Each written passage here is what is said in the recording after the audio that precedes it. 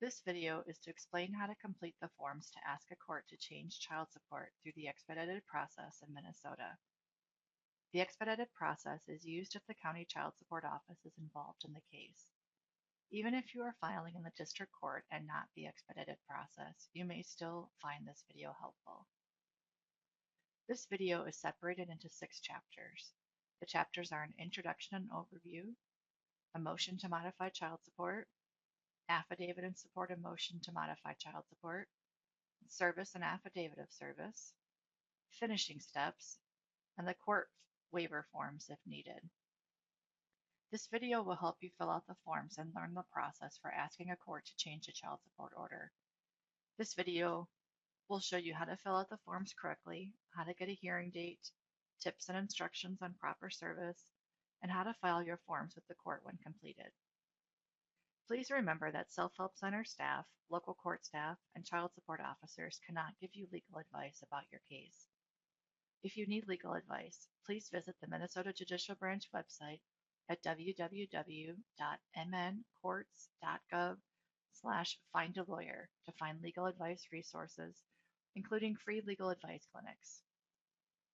There are several forms you will need to complete for a motion to modify child support. To make it easier to find all of the forms you will need, the forms are grouped into packets. Each form in the packet has a form number on the bottom left-hand corner. The expedited process forms have CSX in the form number. To get these forms, visit www.mncourts.gov/forms and select the child support category. Then look for the packet for the motion to modify child support under the expedited process heading. Be sure to get every form listed in the packet to make sure you have the instructions and all the forms you need.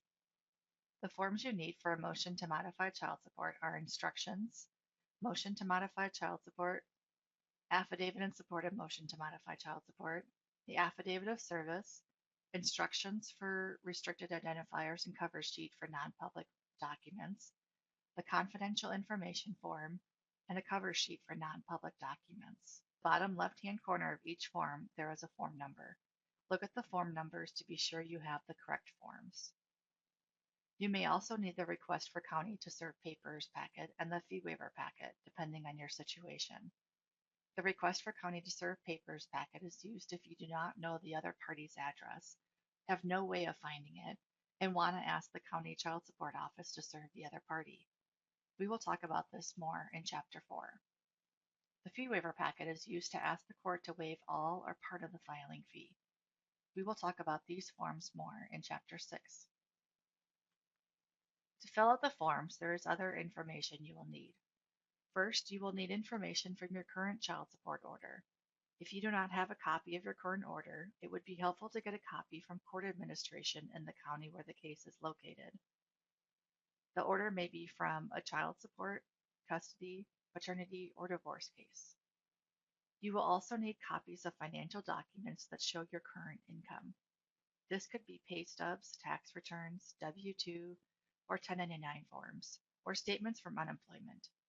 If you are self-employed, this may also include bank statements or credit card statements.